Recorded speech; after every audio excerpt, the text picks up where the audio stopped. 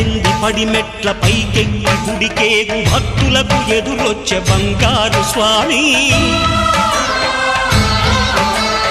ఇరుముడులు స్పృశించి శుభమనుచు దీవించి జన బృందముల చేరే జగమేలు స్వామి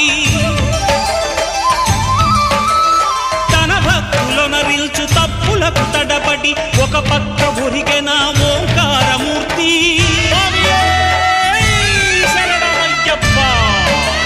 స్వాములందరూ తనకు సాయము కాగా ధీమంతుడై లేచె ఆ కన్య స్వామి